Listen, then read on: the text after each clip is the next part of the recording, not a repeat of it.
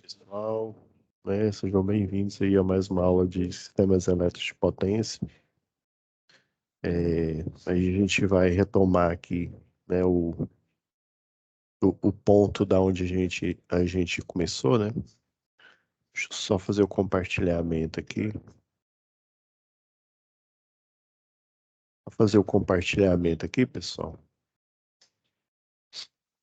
Então, relembrando, né, nós estamos aqui na UC de Instalações Elétricas, né, do CEP, né, do Sistema Elétrico de Potência. Eu vou abrir aqui a apresentação. Eu uso ela mais como uma referência, né, para a gente poder navegar aí, né,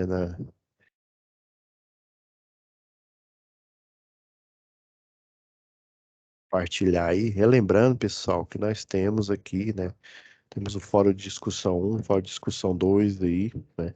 Hoje eu vou passar uma parte aqui de Smart Grid, né, só para dar uma ideia para vocês, porque às vezes a gente vai, faz a pesquisa, né, e tece, né, comentários sobre esse assunto, mas não sabe muito. Eu vou, assim, dar uma ideia para vocês e até eu vou recomendar um vídeo aí do YouTube que ele explica, assim, muito bem. Ele mostra um programa de simulação de sistemas elétricos e daí ele faz uma comparação, né, entre um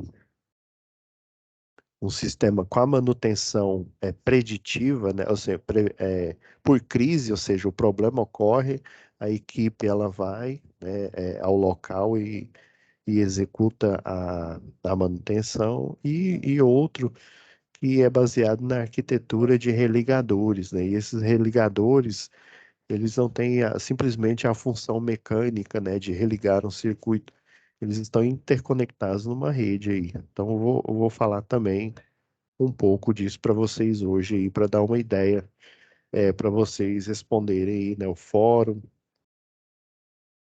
as atividades, né, e se caso, né, não tiver um tempo hábil aí, a gente pega e dá mais prazo para vocês, né, para quem não entregou ainda, tá bom?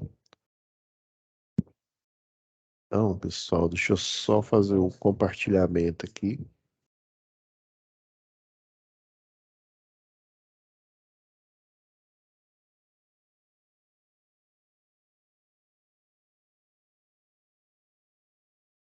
Então, né, na última aula, né, eu estava falando da questão, né, da equivalência, né, que o sistema, né, você tem a equivalência mecânica, né, você precisa de um sistema para você, seja ele de energia potencial, né, gravitacional, depois ele vira energia cinética e faz essa transformação, assim, no frigir dos ovos, né, no final das contas, esse sistema, ele vai gerar uma energia mecânica, né, seja por movimento aí das marés, seja por pás que ficam submersas, né, aproveitando o, o movimento submarino, né, do fluxo das águas, energia solar. Você tem também sistemas baseados, apesar de que poucos, né, na energia térmica aí também, né, são as termoelétricas aí, você tem várias arquiteturas de termoelétrica, né, desde a nuclear até as movidas aí a caldeira.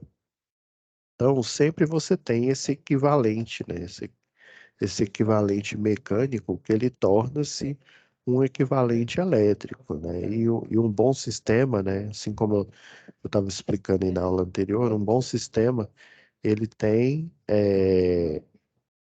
isso acontece também na energia solar, viu?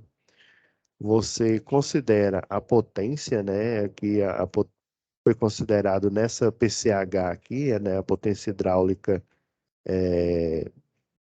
acumulada, né, assim, só a título de curiosidade, esses 9,81, né, aproximadamente 10 metros por segundo ao quadrado, o pessoal considera eles apenas até, vamos supor, você tem a superfície e salvo engano, 500 metros aí, você considera os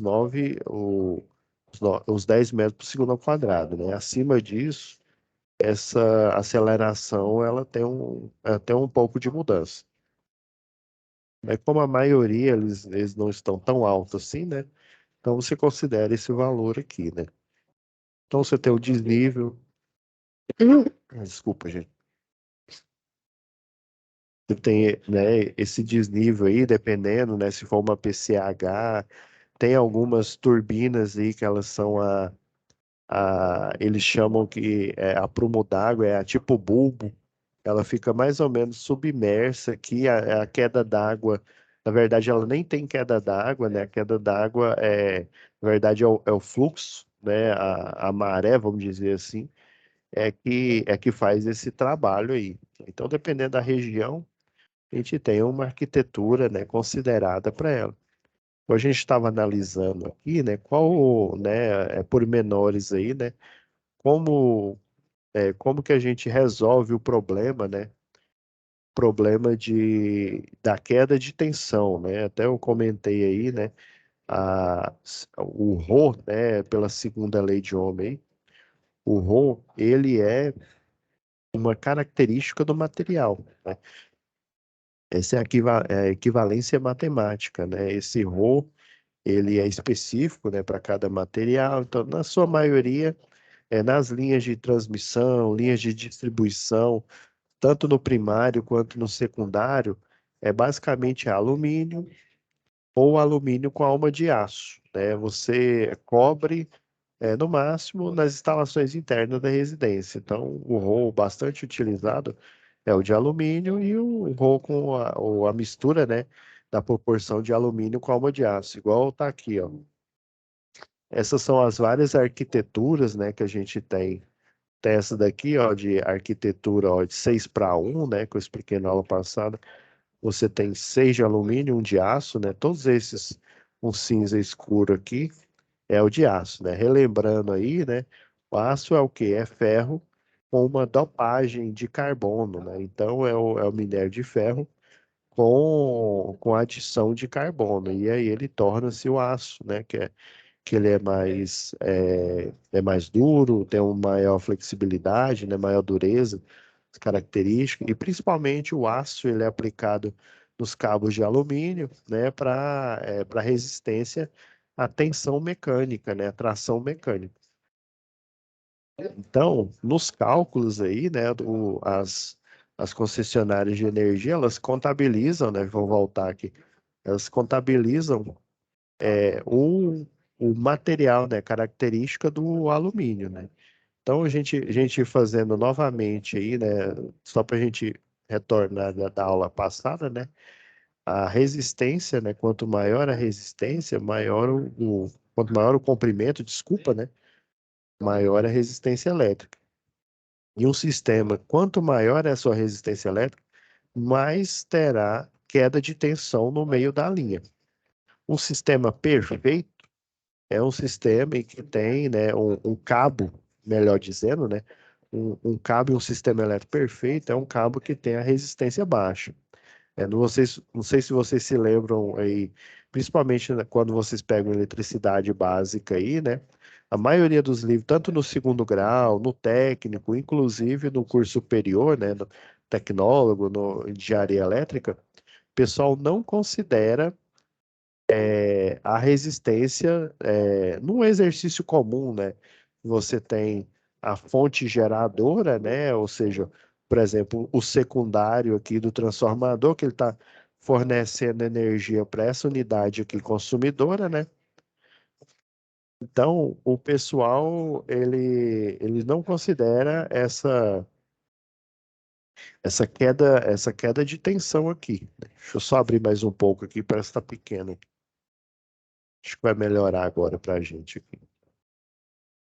Então, o cabeamento perfeito seria um cabeamento, né, com resistência próxima de zero. Então, na maioria dos exercícios, né, o pessoal nem considera a resistência do caminhamento, só considera a resistência, né, do equipamento, né? Fazendo um recordar é viver, né? Você tem uma fonte alternada, né, lá do secundário transformador, e aí você, se for monofásico, né, você tem a fase, com a simbologia lá de instalações prediais, né? Sei lá, fase A. Daí você tem, é um ponto de força, né? É um equipamento aqui, vamos supor que é um chuveiro elétrico, né? Então é uma carga resistiva. Você tem o quê? O caminho lá da geração até chegar nele. Então, pessoal, e quando você faz esse cálculo pontual, ou seja, você numa bancada de um laboratório, você, né, na sua casa aí, você dimensionar, né, qual que é a corrente elétrica, por exemplo, a potência dissipada desse equipamento aqui, você não considera a resistência do cabeamento. Você só considera a resistência do equipamento em si. Porém, o ideal seria, né, considerar a resistência do cabeamento, mesmo se eu pegar de uma tomada, porque em tese, se eu pegar de uma tomada, essa fonte aqui, você concorda que da tomada, o ponto de força, né, até o ponto onde ele vai alimentar o equipamento em si, sei lá, um chuveiro, um liquidificador, vocês concordam que existe uma queda de tensão. Porém, ela é tão ínfima, né? É cerca de 0,00 alguma coisa. Então, você nem considera nesses cálculos.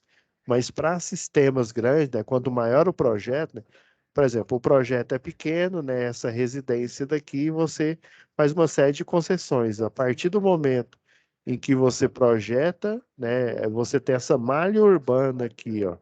Você tem essa malha urbana e você tem vários transformadores aqui para vários circuitos, sei lá, circuito um eu tenho 3 transformadores, 4, 5 transformadores, e nessa malha eu tenho residências, na outra, no circuito 2 eu tenho residências e lojas, né, pontos comerciais, já nessa daqui é um bairro totalmente industrial, né, então, a partir dessa demanda, né, basicamente eu tenho transformadores projetados dentro da RDU, né, Rede de Distribuição Urbana, em que ele vai suprir, né, essas cargas desses consumidores, né? Então, quando eu faço o projeto, né, eu pego uma média, né? Geralmente mesmo que você não precisa ter um projeto aprovado, por exemplo, se você tem até tá até aqui, ó, deixa eu até abrir aqui a norma técnica. Pegar a NTC 04 aqui, ó, já até ficou na página que eu queria aqui.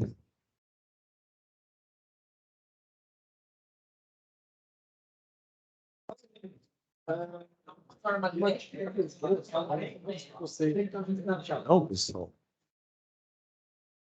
Então, ó, aqui, né, a gente tem a malha urbana aqui, ó, já dando spoiler aí para aulas mais para frente, né, num projeto de sistemas, né, de potência aí, de CEP, né, quanto maior, ó, por exemplo, quando você faz um projeto, vamos supor, para essa residência aqui, né, podia ser uma loja, você tem apenas as cargas desse cliente. E esse cliente aqui em si, se ele tem, né, uma carga suficiente para gerar um projeto, uma aprovação da concessionária local, esse valor dessa carga, essa impedância, ela vai ficar registrada, porque o pessoal, né, do centro de operação e distribuição tem lá o centro de. É porque são tantas siglas que eu não me lembro, hein?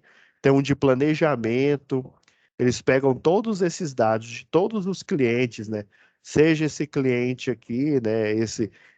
Vamos supor, aqui eu tenho um residencial, aqui eu tenho, né, kitnets, por exemplo. Então, vão se somando essas cargas, né, desses projetos, né?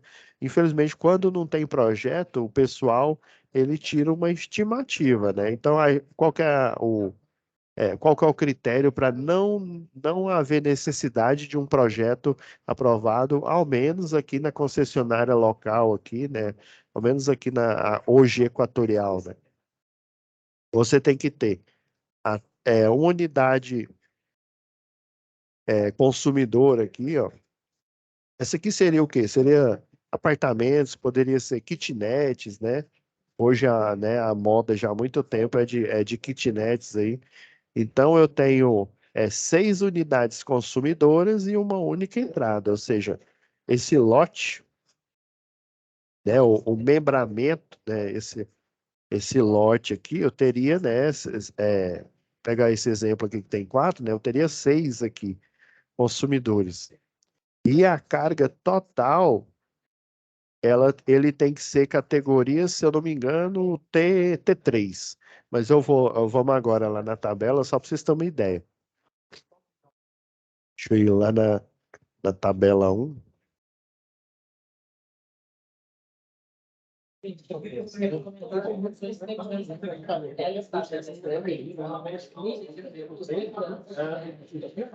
Só um minutinho que saiu muito resultado.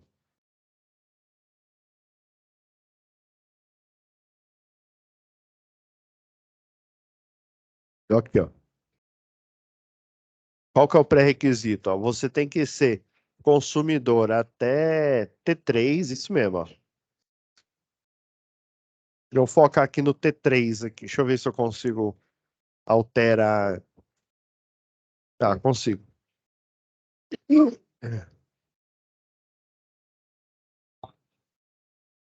Então, ó, o T3, né, ele tem, ó, já considerando. Aqui é porque o pessoal, né, você pode fazer o cálculo aqui, né? Essa aqui é a potência aqui realmente faz trabalho, né? Só que se a gente tem equipamentos, né, indutivos, por exemplo, você tem energia magnetizante, né? Então essa energia magnetizante, ela basicamente você vai gastar mais potência do que você precisa, né? Por isso que você tem a potência, né, aparente, né, que é em volt-ampere. Só fazendo uma alusão, né? A gente lembra que potência é tensão vezes a corrente, né? Então, potência, unidade de medidas é em watts. Tá meio grosso esse pincel. Então, gente, pessoal, né? Ela é medida em watts, né? A tensão é em volts, a corrente é em amperes, né? Então, a que realmente faz trabalho é em watts. E a aparente, né? Caso você tenha cargas indutivas, né? Geralmente carga indutiva, algumas cargas mistas, né, que tem indução nessas cargas e capacitância, né, você vai ter o quê? Você vai ter uma injeção por parte do equipamento, né, o próprio equipamento que gera energia, ele injeta reativo, ele injeta energia magnetizante, que são tensões aí são chamadas de ordem ímpar, principalmente as harmônicas de terceira ordem, porque a de primeira ordem, né, é a própria senoidal. Já as de terceira ordem são os harmônicos, né? Relembrando aí de aulas anteriores, né? Eu tenho o valor a senoidal normal aqui e eu tenho energia magnetizante tensão de pico. Daí, né, quando você estiver na aula aí de eficiência energética, você retira essa energia magnetizante aqui, né? Por isso que aparece, né, o volt-ampere aqui. Beleza. Então, ó, esse cliente, ele tem uma carga em volt-ampere, ó, de 39,1 até 46. Então, pelo menos equatorial distribuição, né? Se eu tiver um consumidor até T3 com carga até 46 kVA, então ele vai ter uma entrada de 70, um disjuntor trifásico 70. Aqui essa tabela já é para ajudar o projetista, né, para quem vai executar e para quem vai aprovar o projeto. Até aqui não há necessidade, ó, não há, é um dos critérios. Não há necessidade, né?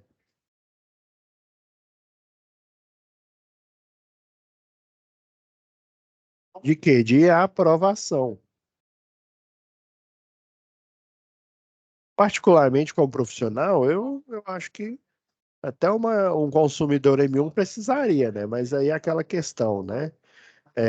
Entra segurança, entra aqui, está no meu viés, né? Que eu sou engenheiro de segurança também. Entra recursos, né?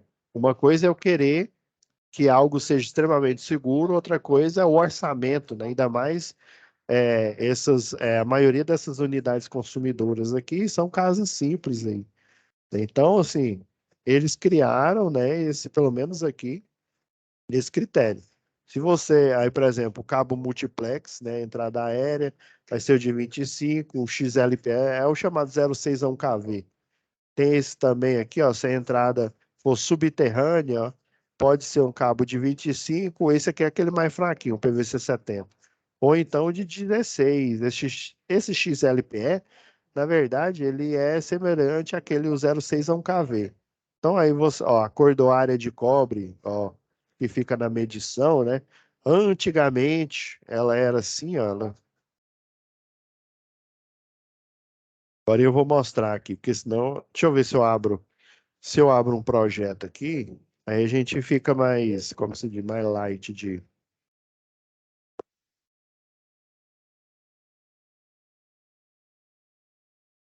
Tô abrindo um projeto aqui, fica mais fácil da gente.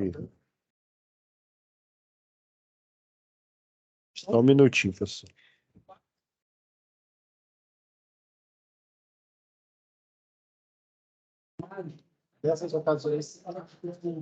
Vou abrir aqui.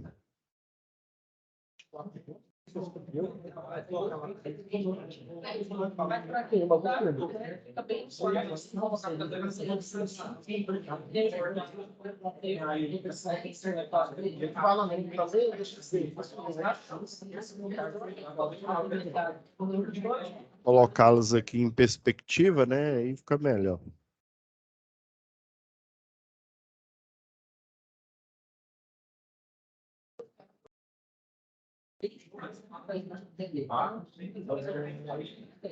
Eu só mover o projeto aqui. Vou mudar aqui o compartilhamento aqui só por um instante. Vou deixar aqui a. Não, a cordoária aqui antigamente, ó, esse verde aqui que vocês estão vendo é a cordoária de aterramento. Antigamente, pessoal, ela era instalada na parte externa aqui, ó. Esse parafuso, por exemplo, ele ficava na parte externa. Daí, né, o pessoal vinha aqui chumbar, né, ele. Aqui você tem a pingadeira, né? Eles vinham aqui, chumbava, né? Esse consumidor aqui, por exemplo, né, esse posto de combustíveis, ele tem a entrada, ele tem dois, né, uma loja aí de serviços e o posto em si, né, com a oficina. Então, a cordoária de aterramento aqui, ó, indicada aqui, ó, no caso, ele até, ó, é o de 70 amperes. Esse aqui, na época, não precisou ser aprovado. Então, e nessa época já, a cordoária, né, ela já tinha, o local já tinha sido trocado, porque antigamente era por fora. O que que acontecia? O pessoal vinha aqui, posicionava e chumbava, né, na parede, né, quebrava ela aqui para você fazer você colocar, porque a caixa não fica aparente, ela fica engastada aí na parede, né? Então você tem que quebrar um pouco aqui, pôr a mufa, pôr a entrada geral aqui, né? Pôr os dois polifásicos aqui, né? E depois você jogava argamassa. Só que essa cordoária de terra, ela era escondida, né? Então geralmente quem faz a inspeção é um eletricista, um de distribuição, que vai lá no local. Daí, na hora que ele fazer a inspeção, ele, como se diz, tinha que acreditar que realmente a cordoária de terra foi colocada. Então, né, eles mudaram, né? Geralmente, pelo menos, né, aqui padrão equatorial, as normas, elas primeiro viram uma chamada de orientação técnica, né? novos padrões, por exemplo, igual esse de mudar a cor da área de terra que fica por fora aqui da medição e colocar ela interna, né? De qualquer jeito, ela vai estar interconectada com as massas, ó. Estão vendo que ela está interconectada aqui com cada medidor, com a mufla e com a proteção geral, que por sua vez vai para a malha de terra aqui, ó, as hastes tipo cantoneira, né?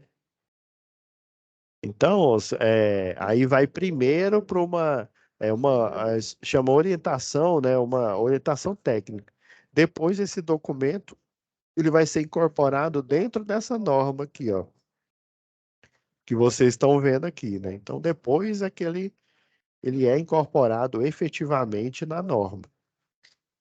Então, assim, ajudou bastante, né? Porque você não tinha certeza, será que tem aterramento? Será que não tem, né? Aí é aquela questão, questão de segurança, né? Vamos lá, vamos voltar. Então, eu tenho que ter a carga até de 46 kVA, que eu não preciso de aprovação, e até 6 consumidores, né? Ou medições agrupadas. Medição agrupada é essa aqui, ó. Essa, tanto que vocês estão vendo aqui no projeto, é uma medição agrupada, ou seja, você tem um único lote, né? Que é esse lote aqui, por exemplo, né? O espaço aqui onde fica o posto, a loja de conveniência, né? A oficina. E mais, você tem uma entrada geral e dois medidores, né? Não esquece essa história de relógio, né? Medidor de energia, dois medidores de energia. Então, se você tem mais de um medidor de energia, você já é uma medição agrupada. Então, você tem que ter até 46 kVA, já considerando a potência ativa, e pelo menos 6 medições, né? Até 6 agrupada. Ah, se eu tiver 46 e um medidor aqui, ele pode ser monofásico, um consumidor monofásico aqui. Não, não interessa, vai ter que aprovar esse projeto.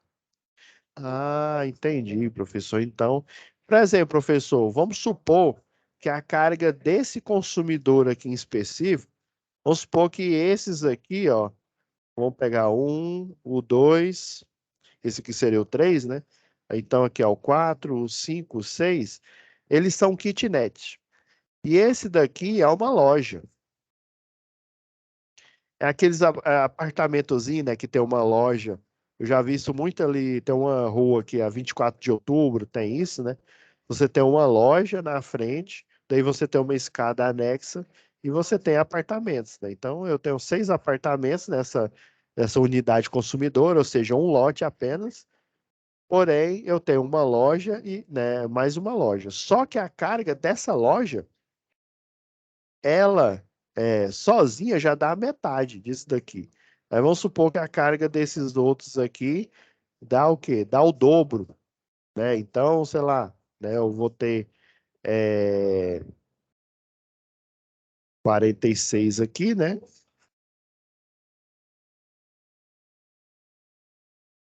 Mais os 23 aqui, ó. Então, eu vou ter 69 kVA. Então, você concorda comigo que você já extrapolou o consumidor tipo T3, né? Você provavelmente virou um T4 ou então um T5. E o T5 ainda tem uma particularidade, dependendo da carga que você tem, né? Aí é lógico, né? Aí você vai ter que aprovar. Dependendo da carga que você tem, né? Do tipo de unidade consumidora, às vezes vai ser necessário eu colocar um transformador de 75, que já tem, né? Mas se a sua demanda for muito baixa, não há essa necessidade de pedir uma liberação de carga para ter um transformador específico, né, para esse cliente aí, né? Ah, professor, entendi. Então, eu tenho que ter até 46 e eu tenho que ter 6 medições agrupadas e a carga dessas 6 tem que dar o total desses 46 kVA, né? Então, ela não pode extrapolar a carga nem a quantidade de medidores aqui. Isso eu estou falando no caso equatorial, né? Aí outras concessionárias, né? Aí depende, né, do modus operandi aí dessa concessionária em evidência aí, né? Vamos voltar para nossa apresentação. Só um minutinho, pessoal.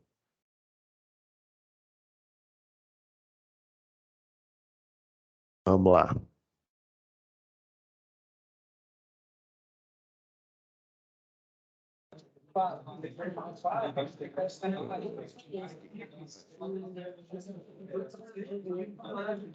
Beleza, pessoal. Então entendi, né? Então depende da carga, né? Sistemas mais pontuais, né? Igual essa residência daqui, é fácil de mencionar, né? Obviamente, igual nos livros de física, né? Eu não preciso considerar, né, a resistência do cabo. Já esse sistema vai crescendo, né? Ou seja, ele vira vários consumidores, de vários consumidores viram o quê? Várias cidades, de várias cidades viram o quê? Um estado. Ou seja, vai escalando, né? Vai aumentando, vai ampliando. Então, eu vou precisar considerar, né? Então, para eu conseguir diminuir essa resistência elétrica, para diminuir o consumo de carga, né? Assim, vocês já pararam para pensar, né? Por que que um consumo de carga, por exemplo, vamos fazer um experimento aqui, né? Eu tenho um resistor de 10 ohms e eu tenho um de 400, 400 ohms aqui. Qual que vocês acham, né? Aí considerando a mesma tensão e lembrando, quando eu tenho um surto, desculpa, pessoal, eu tenho um surto de tensão, essa corrente, ela vai tender ao infinito. Não, ok, beleza, professor. Então, o infinito, eu posso dizer que é um valor constante.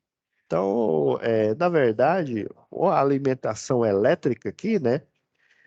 As cargas, para quem não se lembra de aulas anteriores aí, né? Todas as cargas no CEP, né? O Sistema Elétrico de Potência, elas estão acopladas em paralelo. Lembra lá de física, né? Tem o acoplamento em série, né? Que é o chamado divisor de tensão, e tem o acoplamento em paralelo, que é chamado de divisor de corrente, né? No divisor de tensão, eu tenho tensões diferentes e a mesma corrente elétrica. A desvantagem é que se eu desconecto um desses equipamentos, os outros que estão na verdade, todos, né, vão se desligarem, né? Então, eu preciso de um sistema para servir esses vários clientes que eles tenham o mesmo padrão de energia, né? No caso, no secundário aqui, é 220 volts, monofásico. Se for duas fases, aí daria 380. Se for três fases, 660. Já no sistema 110, né? Aí monofásico seria o 110, bifásico já daria o 220 e trifásico o 380. Então, né, dada essa proporcionalidade aí, né, eu acoplo elas em paralelo, porque eu vou ter uma tomada, né, uma tomada de uso específico, uma tomada de uso geral, ou um ponto de iluminação, com a DDP, né, a maioria, vamos supor que ela é monofásico, né, ou seja, tem a fase, aí aqui é uma tomada, né, então eu vou ter o neutro saindo aqui e eu vou ter o terra. Então, né, eu vou ter a DDP de 220 volts, ou seja, é um circuito em paralelo. Qualquer equipamento que eu ligar, seja numa residência, seja num consumidor industrial, seja num comercial, um computador, né, um computador da parte lá de fabril lá de fabricação, né, de invase de máquinas, né? Ou eles vão usar um monofásico, né? Ou do 220, ou do 110, ou então um trifásico nesses mesmos padrões aí. Então eu tenho, né, um mesmo nível padrão de tensão. Ah, professor, mas o meu notebook que eu tenho fala lá que ele precisa de 19 volts. mas você tem que observar que são 19 volts de tensão contínua. A fonte, a fonte do notebook seu, ó, ela pega desse lado 220 volts. Daí, o que que ela faz? Ela faz uma retificação, né? Geralmente é um retificador e estabilizador também, né? Uma retificação em ponte completa e transforma para 19 volts. Ou seja, eu pego do valor padrão de 220, porém o meu equipamento, né? Por isso que ele precisa da fonte, né? Ele só vai utilizar 19 volts. E aqui ele recebe de uma fonte alternada e no equipamento em si é uma fonte contínua, né? Então, embora, né, eu tenha a maioria, ainda mais equipamento eletroeletrônico, né, que você tem dentro do circuito, né, da placa-mãe, do circuito integrado, níveis de tensão e corrente contínua, né, eu vou ter sempre uma fonte para fazer essa conversão. Porque a alimentação padrão, né, ou é 110 monofásico ou é 220. E essas cargas, né, elas estão acopladas em paralelo, porque né, das conexões da fase, eu tenho a DDP 220 e a outra eu tenho o neutro, né, que é 0 volts. Então, essa diferença de potencial dá, né, o valor referido aí, né? Então, estão interconectadas as cargas, ou seja, equipamentos do sistema para todos os consumidores estão ligados em paralelo. Isso é questão de prova, viu? Eu já vi questão aí de até de vestibular, né? Hoje em dia é o Enem, né? Eu já vi questões perguntando, né? Uai, como é que as cargas são ligadas em quê? Em série ou em paralelo? Isso é importante. Então, se eu tenho alimentação padrão, não importa se é um notebook, né? Porque a fonte vai fazer isso, né? Seja a fonte de um PC de mesa, né? De um notebook, se ele recebe uma tensão contínua, a fonte vai fazer o trabalho, mas sempre ele vai acoplar, né, ou 110 ou 220, se ele for trifásico, né, vai ser a tensão relacionada aí.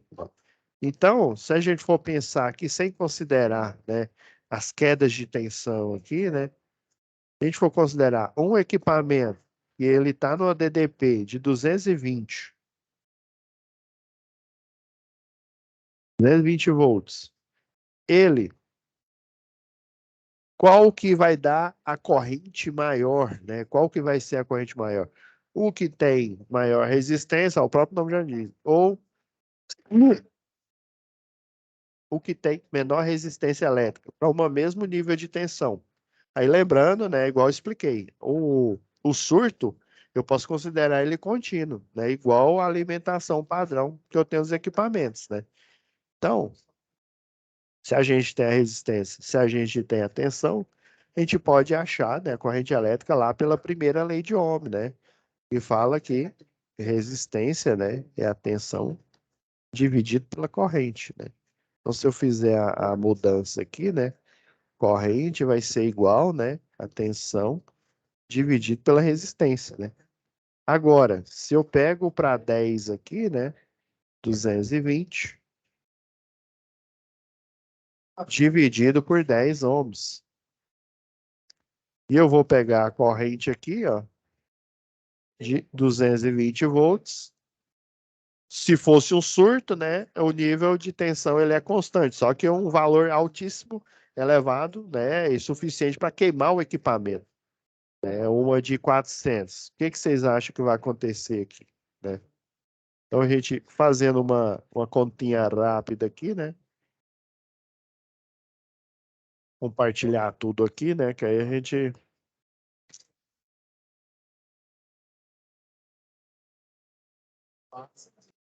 Então, pessoal, se a gente pegar aqui, né?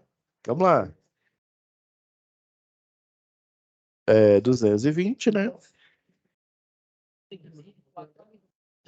Ah, professor, isso aí é óbvio. Queria dar 22, né? Mas é como se a gente tem que. É bom a gente ir praticando e fazendo aqui, ó. Deu aqui, ó, 22 amperes para uma resistência, né, de 10 ohms aqui. E já o 220 por 400, né? Se eu for extrapolar aqui, ó. Ó, lembrando que a anotação dessa calculadora aqui, ó, quando tem ponto, é porque subentende que tem um zero aqui, viu? Então é 0,5 amperes. Tá vendo? Porque um sistema de transmissão, né, lá da geração até chegar no cliente, ele tem que ter a resistência quanto menor possível, porque quanto menor essa resistência daqui, né, ele não, ele vai consumir, ou seja, vai ter uma queda de tensão, vai haver uma o efeito chamado efeito Joule, né? Todo condutor, quando ele, né, eu tenho uma carga, eu acoplei uma carga nesse consumidor aqui, nesse residencial aqui, né?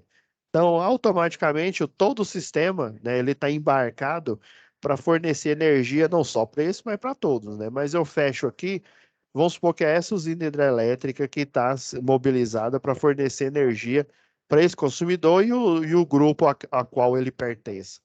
Então, todo o fluxo de tensão aqui, ó, desde os níveis maiores de tensão até chegar no nível menor aqui, a corrente elétrica, ela vai começar a fluir, proporcional ao nível de tensão. Só que vai haver o efeito Joule, né? O efeito de aquecimento.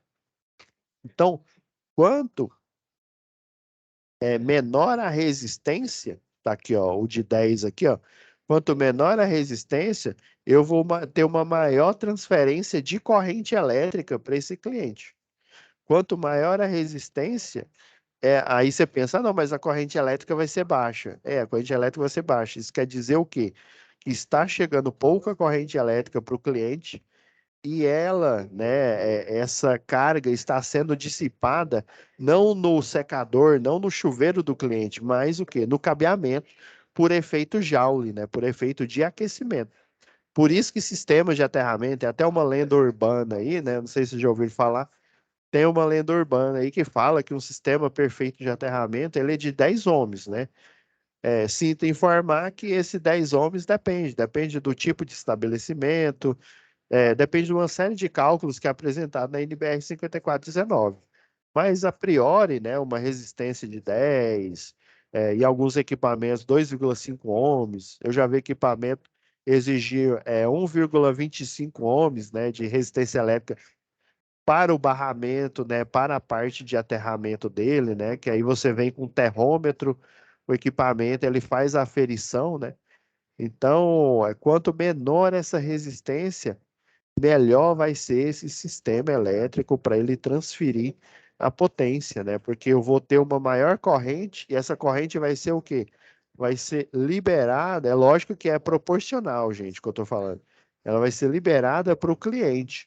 Agora, se eu tenho uma queda de tensão alta, ou seja, o valor da resistência ele vai aumentando aqui até chegar na casa do cliente, eu vou ter o quê? Pouco fluxo de corrente, porque essa tensão ela diminuiu. Por isso que o pessoal vem pontualmente, instala subestações aí, né, com transformadores de potência em locais estratégicos e transformadores de distribuição em local estratégico. E também, se o cliente tiver uma demanda alta, né, vamos supor que esse cliente aqui, ele, ó, eu até coloquei isso aqui, ele é um cliente industrial aqui, né, da aula passada, né? Ele tem um transformador de 150 kVA, né? Então ele precisa, né, desse transformador aqui. E aí esse transformador, além dos outros aqui, né, eles vão sempre, a tensão vai ao decorrer daqui do caminho, ela vai diminuindo, chega no transformador, né, cada transformador, independente se ele é de potência ou de distribuição, ela aumenta. Aí vem para cá, ele aumenta de novo, passa na malha urbana, né, até chegar no cliente, ele vai aumentando. Chega no cliente e esse cliente ainda ele, né, ele precisou ter uma liberação de carga porque a carga dele é considerável, ele tem um contrato de demanda, então esse transformador ele vai aumentar o nível de tensão para compensar, né, que quanto maior é a distância, maior vai ser a resistência. E quanto maior é a resistência elétrica, né, ó, aqui, ó, tá vendo aqui, ó? Quanto maior é a resistência elétrica, menos corrente vai ser liberada para o equipamento, né? Ou seja, as outras que, né, a corrente que deveria ir para ele, ela aqueceu o barramento, aqueceu o cabeamento, né? E se perdeu, né, por efeito Joule. Beleza, professor, entendi. Então, pessoal, né, a gente fazendo, né, um retrospecto aqui, né? Tem o, o equivalente mecânico, né?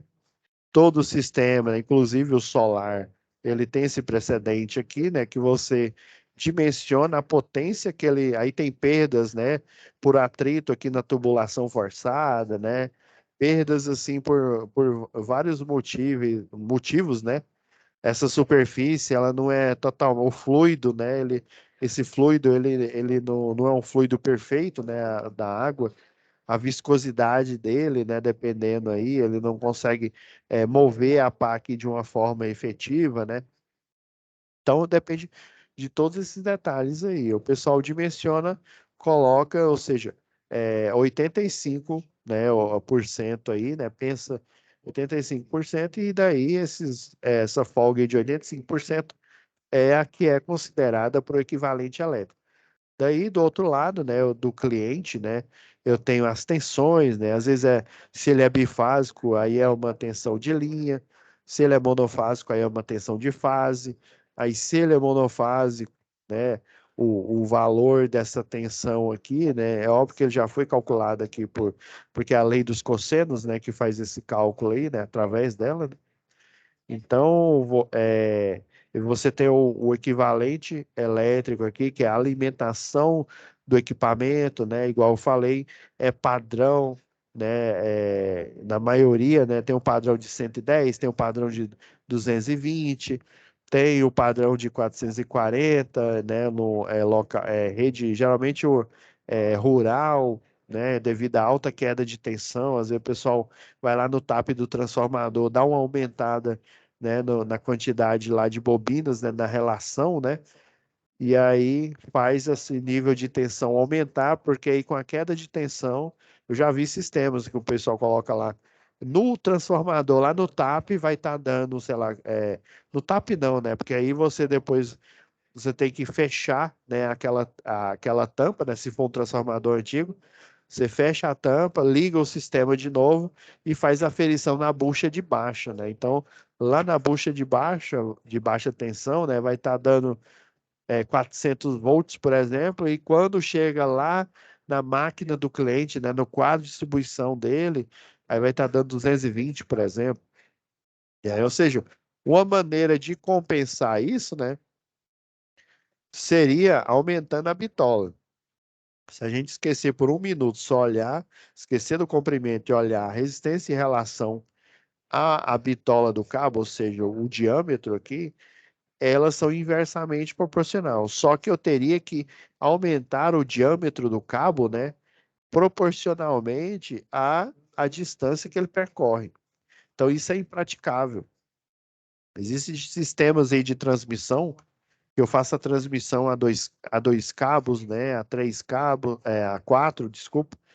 Então, em vez de utilizar um cabo, né, com o diâmetro dos quatro ou dos dois, eu divido ele em dois, divido eles em quatro, para ele conseguir transportar, né, fazer a transferência aqui de tensão, igual que está aqui no desenho, né, dois aqui, né. O desenho ele não está muito correto, não deveria. Esse aqui seria um circuito duplo, né? Na verdade, aqui ele está mostrando só uma fase, né? Só para vocês terem uma ideia aqui, ó. É porque às vezes o designer que faz esse desenho, ele não. Isso aqui é chamado de. Isso aqui é uma linha de transmissão, ó. Isso aqui é um circuito duplo, porque você tem o circuito um, por exemplo, que fica desse lado, que é a fase A, fase B e fase C. E eu tenho o circuito 2, que aqui é a fase A, fase B e fase C aqui. Então, essa é uma arquitetura de linha de transmissão de circuito duplo, em que as fases, né, ficam lado a lado. E eu tenho a cordoária de terra aqui, ó, E essa cordoária de terra, né, atualmente a arquitetura é a OPGW, né, a fibra ótica aí, que é essa torre de transmissão, ela serve, a gente voltando aqui, né, só para a gente relembrar aqui, ó, ela é como que as concessionárias aí de telefonia, hoje não é só telefonia, né, TV a cabo, comunicações móveis, aí as comunicações móveis, as antigas CCCs, né, centrais de comutação, hoje em dia é chamado de estação rádio base, né? Como que a maioria desses sinais é transportado aí pelo país, por exemplo? É transportado através do cabo de aterramento pela arquitetura OPGW, né? A casca externa é metálica, que serve como aterramento, cordário de terra, e a casca interna é uma fibra ótica, né? Antigamente você tinha a parte externa, que é o aterramento metálico, você tinha um isolador aqui, e aí, entre o isolador e o cabo da parte externa, você tem a fibra ótica ou o cabo metálico, aí, dependendo da arquitetura dele, né? Então, existem algumas empresas que são especializadas só nisso. Eles vão aqui nas linhas de transmissão e trocam a cordoária de terra por um cabo antigo por essa nova arquitetura aí, ao PGW. Então, as concessionárias antigamente era só uma que tinha no Brasil, né? As concessionárias de telefonia, né, fixa, móvel, internet, TV, né? Elas alugam as estruturas da transmissão utilizando o cabo de terra do OPGW e alugam, né, a parte de distribuição utilizando um espaço específico. Então, é só por curiosidade, né? É porque, gente, instalação de sistema elétrico de potência sim, ele é muito amplo, muito complexo, né? Aqui, ó. Vamos lá pro. Então, ó, ela aluga essa parte aqui, né? A linha de transmissão, né?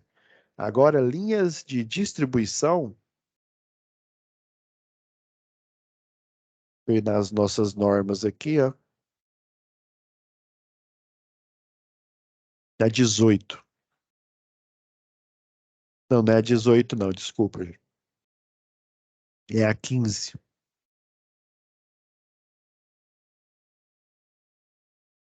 Ao passo que na transmissão é compartilhada aqui, ó, no cabo de terra, né, internamente,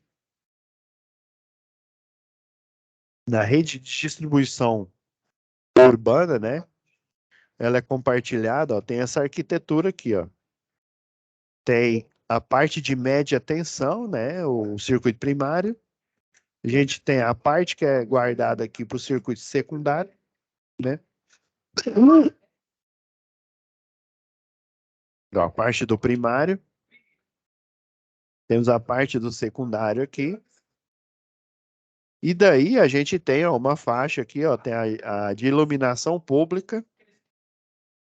E essa parte aqui, ó, é reservada à infraestrutura de telefonia. Antigamente era só telefonia, né? Hoje CFTV, e, sei lá, Claro Net, Vivo Net e por aí vai, né?